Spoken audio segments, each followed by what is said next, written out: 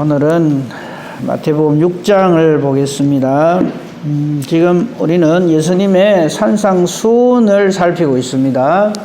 산 위에서 가르쳐 주신 하나님의 말씀, 하나님의 뜻, 이런 건데요. 예수님이 이래 말씀하셨구나 하는 걸로 그치면 안 되고요. 이것이 우리의 신앙 생활이 되어야 합니다. 이미 다 아시겠지만요. 6장 들어가기 전에 5장에서 말씀을 드렸지요. 팔복음, 이거는 내가 요렇게 해가지고 요렇게 복을 받아야 된다가 아닙니다. 예수님을 만난 사람, 예수 믿는 사람은 이렇게 살아진다는 거예요. 내가 이걸 막 이렇게 해가지고 어떻게 했었는지 이렇게 해야지가 아니라는 거예요. 바로 그 예수님을 만난 사람이 예수님께서 복이 있다라고 말씀하신 이 삶을 살게 되어 있고요. 바로 그 사람이 이 세상에서 소금으로 빛으로 사는 겁니다. 소금이 되고 말 거야, 빛이 되고 말 거야, 이게 아니라는 거예요. 예수 만난 사람은 당연히 그렇게 되어질 수밖에 없는 거예요. 그리고 또 우리가 믿음 생활, 신앙 생활 거룩하게 경건하게 해야죠. 근데 그것은 천국 가는 조건이 아닙니다. 내가 경건해서 천국 가는 게 아니에요. 사람이 무슨 짓을 해가 천국 가겠어요? 딱 하나죠. 예수 믿는 거죠. 근데 그걸 자꾸 잊어먹어요. 그래서 내가 애지간히 착하게 세상 사람들하고 구분되게 잘 살아서 천국 가는 줄 알아요. 우리의 거룩한 생활, 경건한 생활은 천국 가는 조건이 아니라 천국 가는 사람의 모습이다 이 말이에요. 근데 이걸 자꾸 혼돈을 해요. 내가 이렇게 신앙생활 잘하니까 천국 간다가 아니라 천국 가는 은혜를 받았기 때문에 이렇게 살아지는 거죠. 지금 그 얘기를 예수님이 계속 하시는 거예요. 그래서 천국 백성은요, 원수도 사랑하는 사람으로 산다 이 말이에요. 그게지. 내가 지금까지는 원수를 미워했지만 이제부터 예수님이 원수를 사랑이라 했으니까 원수를 사랑해서 천국 가야지가 아니라는 거예요. 비슷한 말 같죠? 전혀 다른 말입니다.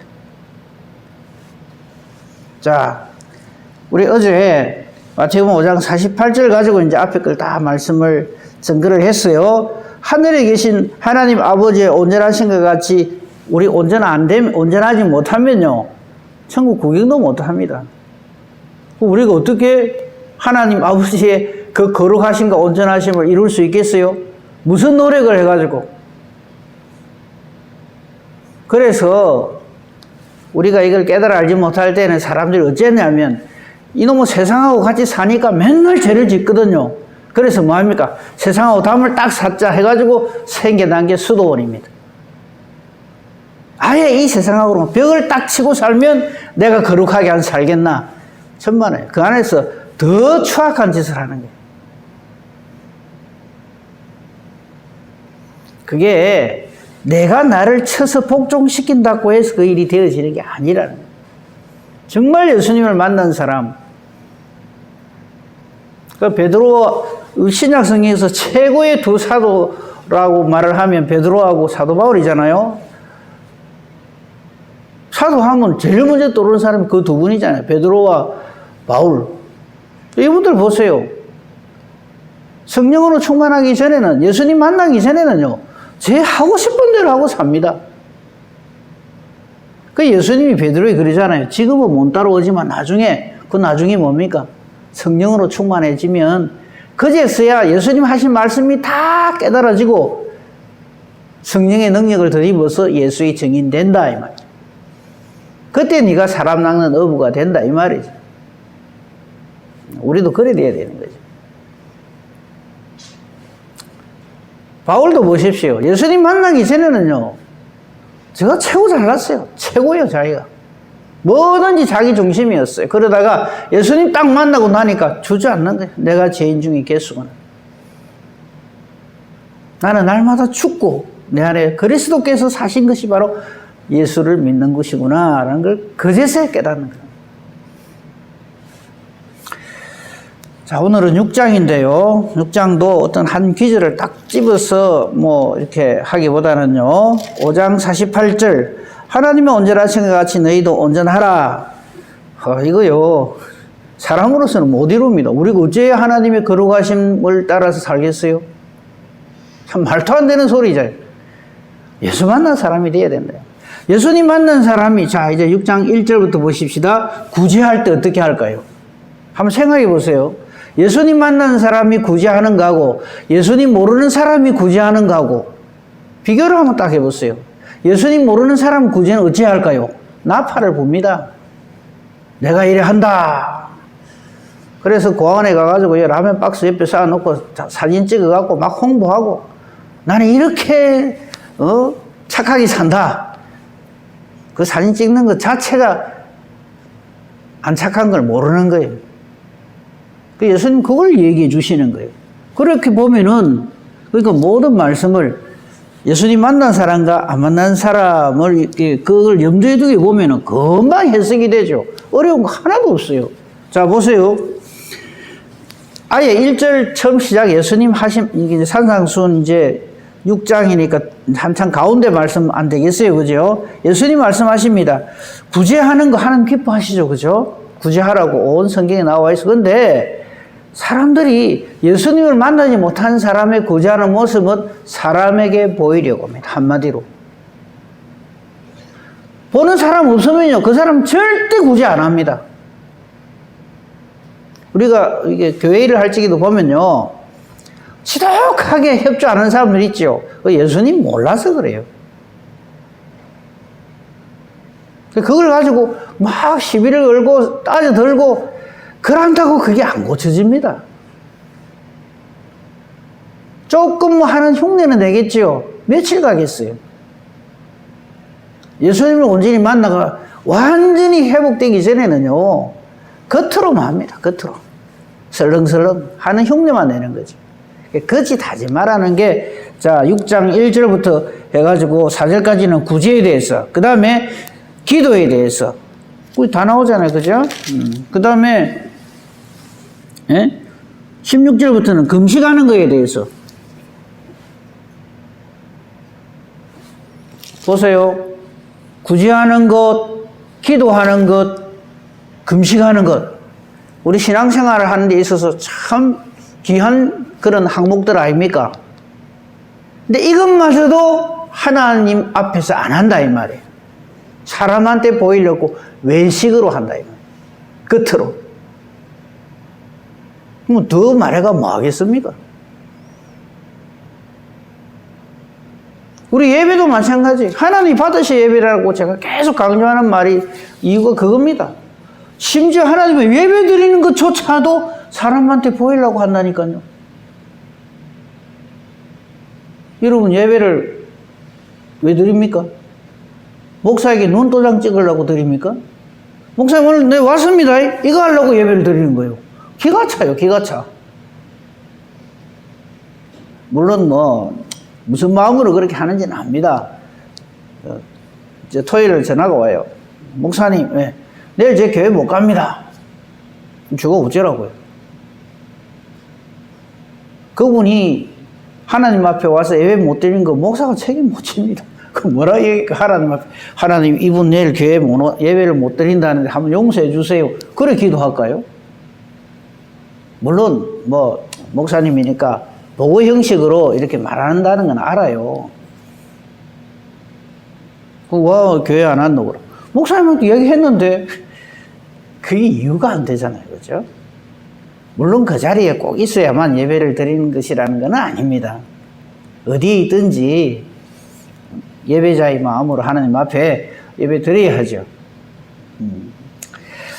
자, 한번 말씀을 통해서 한번 봅시다. 우리가 예수님을 모를 때, 예수님을 만나지 못했을 때 우리 하는 신앙의 행위를 한번 봅시다.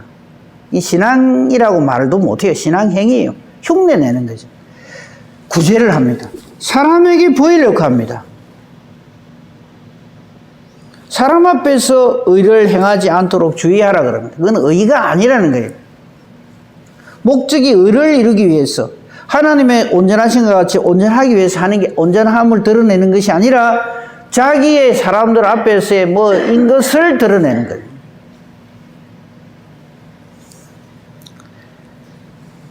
이 구제함이 얼마나 귀한 일입니까? 그죠? 이웃을. 근데 이 구제할 적에 이웃을 사랑하는 마음이 없는 거예요. 자, 내가 이 정도 되니까, 자, 이거 먹어라. 내니까 이 정도 하는 거야? 이런 식으로 구제를 한다는 거예요. 근데 우리 예수님이 계속해서 강조하시는 게 있어요. 구제할 때도 이렇게 말합니다. 1절 끝에 보십시오.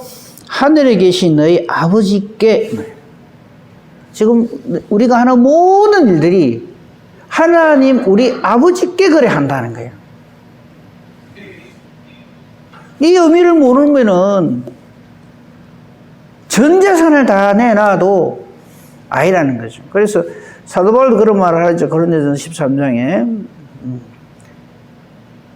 내 온 재산을 다 털어서 구제한다 할지라도 사랑이 없으면, 그 사랑이 없다는 말은 하나님의 사랑을 모르면 이 말이에요. 그 하나님이 나를 어떻게 살아가시는가에 감동, 감격해서 이것을 그거 하는 사람이 돼야지, 구제하는 사람이 돼야지, 거들먹거리면서 내니까 이 정도 한다, 이런 식이 되면 그건 아무것도 아니라는 거죠.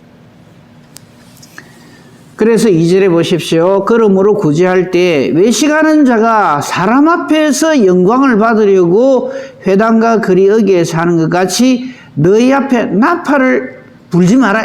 야, 내 구제한다, 내 구제한다, 뭐 이런 식으로. 그러면서 예수님이 이렇게 표현을 합니다. 이 표현 잘 보고 이게 무슨 의미인지 정확하게 깨달아 알아야 됩니다. 진실로 너에게 이르노니. 구제를 어떻게 해야 되는가? 저들은 자기 상을 이미 받았는데 그걸로 끝이라 이 말이죠. 아, 상이 없구나 이 말이 아닙니다. 오히려 하나님의 책망의 대상이 된다는 거죠. 그 다음 말씀 한번 보세요.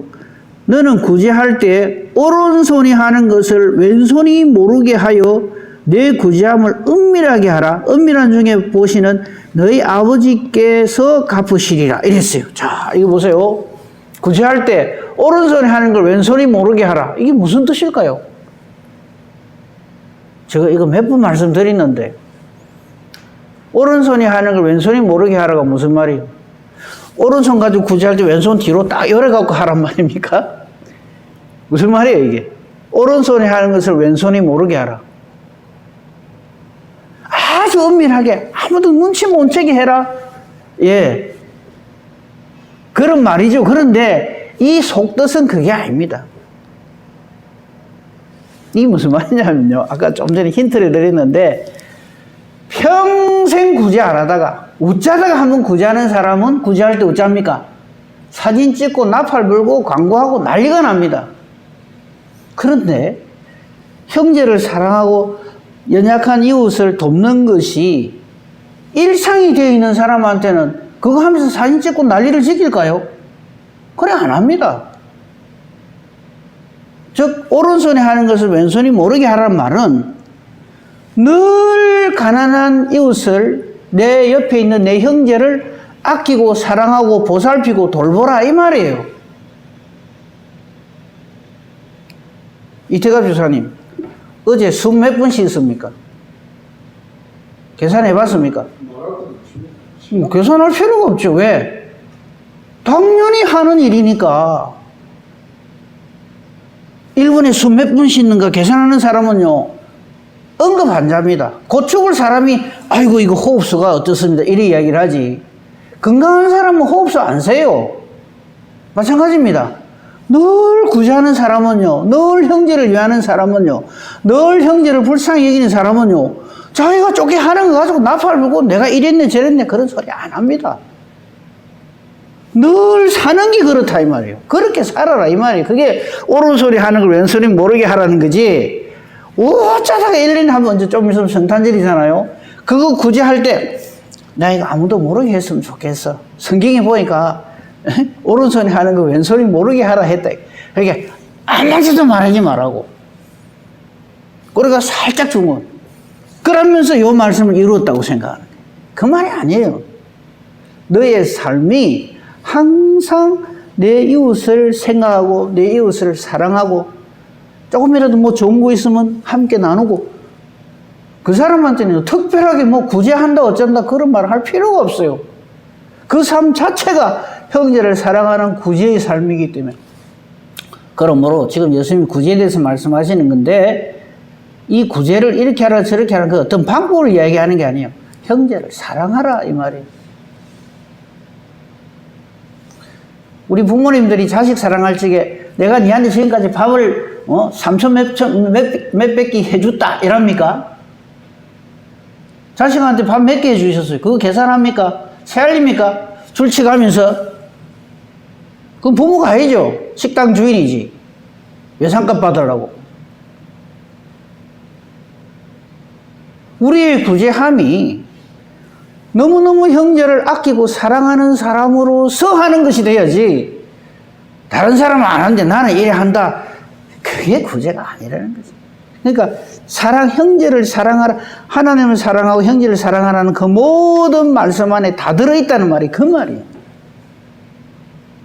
형제를 사랑하지도 않는 사람이 어쩌다가 한번 할 적에 생색을 내고 나팔을 불고 막 광고를 하고 이래 한다 이 말이에요. 여기 딱 보면 알죠.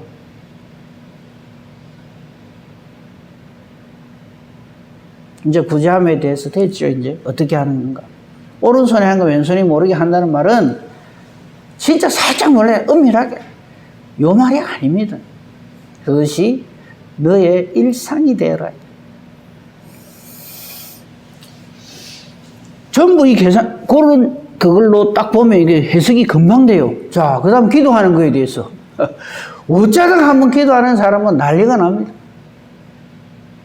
우리가 기도할 때 제일 조심해야 될 게요. 사람 들으라고 하는 기도 하시면 안 돼요. 사람한테 설명을 해요. 자기 기도하는 거를. 그러니까 하나님한테 설명을 하고 하나님 이렇거든요. 저렇거든요. 사실은 그게 사람 들으라고 사람한테 설명을 해주는 그런 기도일 경우가 참 많거든요. 그건 기도가 아닙니다.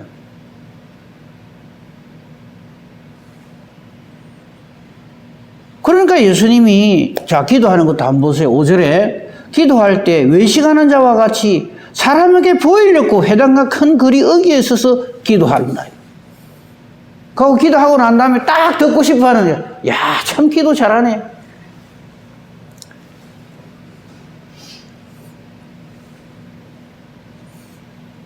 예수님이 아예 딱 찍어 말합니다. 6절 골방에 들어가서 문을 닫고 기도하라. 그러니까 이제 이걸 가지고 또 언제는 또 어떻게 또 갖다 붙이는가 하면 대중기도, 공중기도 한꺼번에 같이 합심해서 막 통성기도하는 거 이거 할 필요 없다. 또 말을 그래 하네. 이게 그 말입니까 이게? 그 말이 아니에요. 합심기도가 되었든 통성기도가 되었든 하나님이 들으시는 기도자가 되라 이 말이에요. 기도는 하나님과 대화하는 거잖아요. 근데 하나님과 대화한다 그러면서 온 신경이 엉뚱한 데가 있어요. 여러분 누가 여러분하고 대화를 하는데 근성으로만 이라고 시선이나 뭐 이게 저 딴 데가 있으면 여러분 어떻습니까? 이 사람이 지금 내하고 지금 뭐 하자는 거야? 안 싶으겠어요? 근데 우리가 기도를 하나님 앞에서 그런 식으로 한단 말이죠. 관심이 하나님께 있는 게 아니에요. 내 주변에 있는 사람에게 있는 거죠. 그 대표 기도를 시키면 아이고 목사님 전 못하겠습니다. 왜? 제가 기도할 줄을 몰랐어요. 기도는 영혼의 호흡입니다. 하나님께 하듯이 하면 돼요. 물론 대표 기도할 때와 개인 기도할 때 내용은 달라야 되겠지만요. 기도의 근본 정신이 뭔지를 알아야 돼요. 하나님이 들으시는 기도자가 되어야 됩니다. 골방에 들어가서 기도하라는 이유는요. 네 아버지께 기도하라는 거예요. 사람에게 기도하는 게 아니에요. 사람 들으라고 하는 게. 사람 들으라고 하는 기도가 그게 무슨 기도예요? 자기 푸념이지. 자기 설명이죠. 자기 변명이죠. 자기 주장이죠. 이랬는데 저서는 내한테 자꾸 이랍니다. 그건 이제 막 방어한다고 기도를 하거든요. 그래 알고 있으라 하는 식으로. 그건 그 사람 만나고 하면 돼요. 기도는 하나님이 들으셔요. 하나님 앞에 하는 거예요. 내 아버지께 기도하라. 네 아버지께 기도하라. 아버지께서 갚으시는 기도자가 되어야 된다. 그래서 저는 그렇게 기도하죠.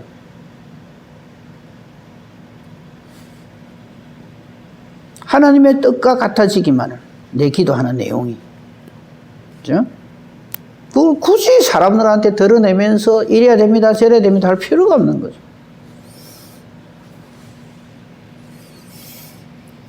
7절. 그리고 기도할 때 이방인과 같이 중언부언하지 말라 이랬어요. 이 이방인과 같이 이 말은 무슨 말이냐면 하나님 모르는 사람들은 기도를 그래 합니다. 왜? 설명을 장황히 해야 되고 혹 이게 이제 기도하고 설교하고 다르죠, 그죠? 근데 자꾸 기도를 설교같이 하면 안 돼요. 중언부언하면서 설명을 하려고 하면 안 돼요. 말을 많이 하여 들으시는 줄로 생각하는데 전혀 착각이고 오해다 이 말이죠. 그들을 본받지 말라. 왜? 구하기 전에 하나님 이미 알고 계세요. 이걸 알고 우리가 기도를 해야 돼요. 그러니까 하나님께 설명하려고 할 필요가 없는 거예요. 또 제 말을 또 이거 오해를 해가지고 기도는 무조건 짧아야 돼. 이건 것도 아닙니다. 예수님은요, 밤이 맞도록 기도하십니다. 깊은 하나님 아버지와의 대화를 하시는 거예요. 우리의 기도는 하나님과의 대화입니다. 그렇죠? 그러면서 예수님께서 9절에 우리에게 기도를 가르쳐 주십니다. 첫 번째, 제일 중요한 것, 하늘에 계신 우리 아버지입니다. 사랑이 넘치고 다정다감하고 우리의 모든 것을 다 알고 계시고 나보다 나를 더 알고 계시고 나보다 나를 더 사랑하시는 그 하나님 아버지께 기도하는 사람이 되어야 된다. 잘 모르는 옆집 아저씨 같이 생각하고 기도하면 안 된단 말이에요.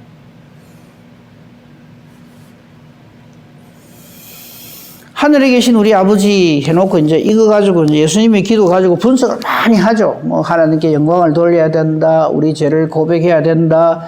감사의 기도가 있어야 된다. 그 다음에 우리 구하는 것을 말해야 된다. 이거죠, 그죠? 근데 사실 이제 우리 기도하는 거 여러분 제가 그래서 그런 말 하죠. 기도하면 적어보고 기도하는 거 녹음해 가면 들어보라. 이게 정말 하나님께 하는 기도인지 사람에게 하는 기도인지 자기가 제일 잘 알 거 아니에요. 그죠? 그 다음에 우리의 기도가 청구서가 되면 안 돼요. 하나님 이래야 됩니다. 저래야 됩니다. 이래 주세요. 저래 주세요.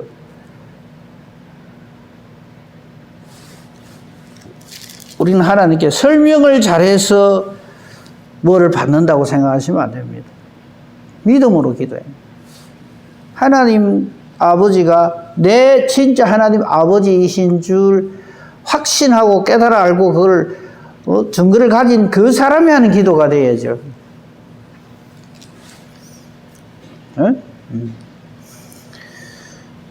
그래서 이제 사실 우리 기도 중에서 제일 부족한 부분이 그런 겁니다. 맨날 청구서만 하지 하나님께 영광 돌린 기도라든지 그 다음에 하나님께 회개하는 기도, 내 죄를 고백하면서 불쌍히 여겨 주시옵소서, 용서해 주시옵소서 하는 기도는 참 못하죠. 뭐 나중에 나오겠습니다만 바리새인과 세리 기도에서 우리 이미 알고 있잖아요. 바리새인은 자기 잘난 걸로 기도를 합니다. 그죠? 반면에 세리는 아예 막 쳐다보지 못하고 그냥 꿇어 엎드려서 그냥. 그래서 우리 회개기도 이거 우리 기도에서 제일 부족한 거죠. 그 다음에 이제 감사하는 거. 참 감사할 줄 몰라요. 하나님 어떻게 은혜를 베푸시고 어떻게 해주시는가 그건 새까맣게 까먹고 원망불명한 하나님 내가 이래야 되는데 왜 이렇게 하십니까? 왜 안 해주십니까? 하면서 막 그냥 따져들고 기도가 뭔지 모르는 사람.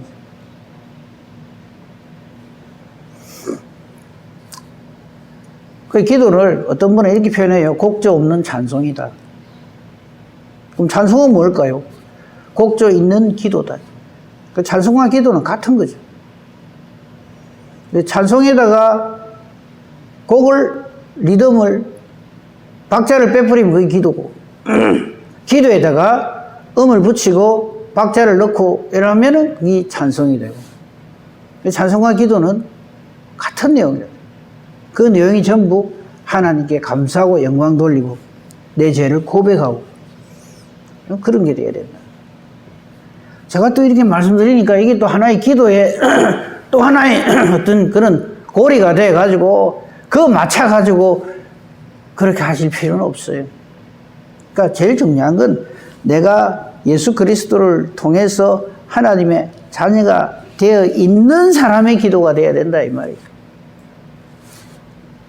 기도를 잘해서 하나님께 가고 천국에 가고 하나님 자녀가 되는 게 아니고 하나님의 자녀의 은혜를 예수님을 통해서 지금 누리고 있기 때문에 하나님이 기뻐하시는 기도자가 되어 있는 거죠. 그게 기도하는 거죠. 그래서 기도를 멋들어지게 잘해야 예수를 잘 믿는 게 아니고 예수를 잘 믿기 때문에 하나님이 들으시는 기도자로 산다는 거죠. 완전히 다르죠. 주께서 가르치신 기도에 대해서는 그냥 넘어가겠습니다. 다음에 할 기회가 있을 것 같아서 이거 하려고 그러면 이것만 가지고도 뭐 엄청난 내용이 되기 때문에요. 그죠? 그 다음에 이제 13절까지가 주께서 가르치신 기도고요. 14절, 15절은요. 이 하나님의 은혜와 사랑을 깨달아 한 사람은 형제를 정말 사랑하게 된다. 그렇게 잘못을 용서하는 거죠. 용서에 대해서 뭐 유명한 얘기가 하나 있잖아요. 그죠? 여기까지만 하고 마치겠어요. 용서에 대해서. 베드로가 예수님의 수제자잖아요.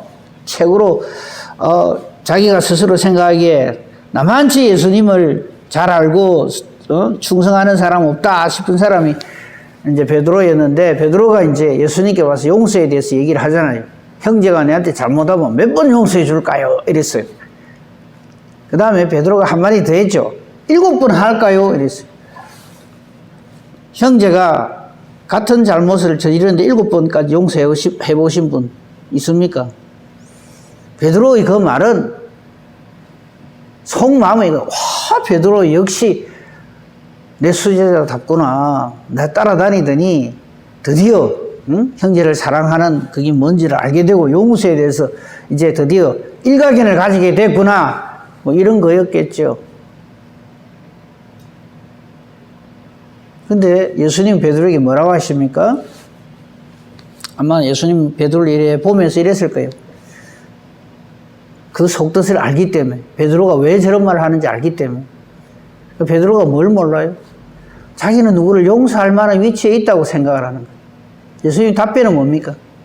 베드로야 너는 누구를 용서할 사람이 아니고 용서받아야 할 사람이고 용서받은 은혜를 누린 사람이다. 왜 그걸 모르냐 이거예요. 그래서 예수님 답을 툭 주시죠. 그게 뭐냐면 70번씩 7번이라도 용서하라 이랍니다. 그게 무슨 뜻일까요? 무조건 용서해라. 용서 많이 해야 된다. 그래 예수 믿는 사람이다. 이 말이 아니에요. 좀 전에 말씀드린 대로 베드로야 사람은 누가 누구를 용서하고 말고 하는 그런 존재가 아니라 하나님의 용서가 없으면은 그 사람은 정말 아닌 사람이라는 말씀을 하시는 거예요. 그게 70번씩 7번을 하라는 거지 490번 하라는 말이 아니잖아요. 아무리 잘못해도 무조건 용서해 주라 이 말이 아니잖아요. 그러면서 하신 비유가 뭡니까? 여러분 아시겠습니까? 그게 1만 달란트 탕감받은 자의 비유를 바로 그 자리에서 베드로가 그 말하면 바로 그 자리에서 합니다. 베드로에게 알아듣도록 얘기하죠. 어떤 사람이 1만 달란트 빚을 지었는데 이거는 뭐 엄청난 금액이에요. 뭐 전에 한번 제가 그걸 계산을 해봤는데 뭐 한 3,600억 원인가 한 그 정도 돼요. 1만 달란트가. 그러니까 우리로서는 도무지 갚을 수 없는 엄청난 빚을 졌는데 그게 우리의 죄짐입니다. 죄빚입니다. 해결할 수가 없어요. 우리 인간이 내가 지은 죄를. 감옥살이 갔다 온다고 그게 해결되는 게 아니거든요. 세상에서는 감옥 갔다 오면 그게 해결됐다 하지만은 하나님 앞에서는 그게 내가 뭐 그게 해결될 일이 아니다 이 말이에요. 근데 이 사람이 이제 그 1만 달란트 탕감을 받았으니까 얼마나 기분이 좋겠어요. 이러고 왔는데 자기한테 100데나리온 빚진 사람, 우리는 지금 자기한테 한 100만 원이나 1000만 원 빚진 사람 탁 만나고 맥살을 탁 틀어잡고 갚아라 이거죠. 그러다가 막 이 고발을 했나요? 그랬다는 거예요. 우리가 다 그러고 사는 거예요. 내가 하나님한테 받은 은혜와 사랑은 저 가까이 뿌리고 누가 형제가 뭐 좀 잘못하는 거 내한테 뭐 좀 이렇게 기분 나쁘게 군 거 그거는 자꾸 흔드는 거예요. 그냥 막 이래가 되느냐 저래가 되느냐 그 이야기를 예수님이 하시는 거예요.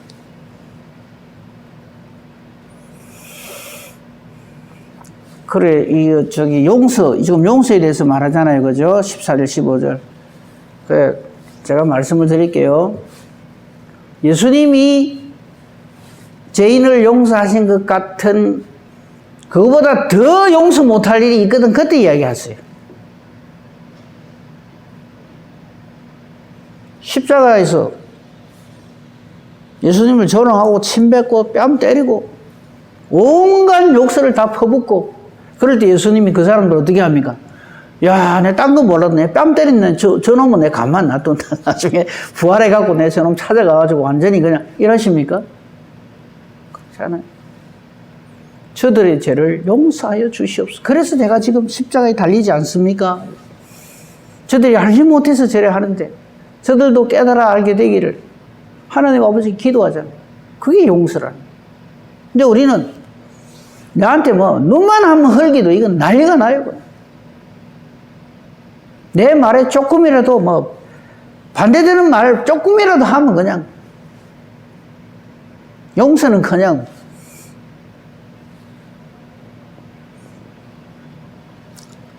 예수님은 우리에게 이렇게 약속을 하십니다. 너희가 사람의 14절이에요. 34절입니다. 14절입니까?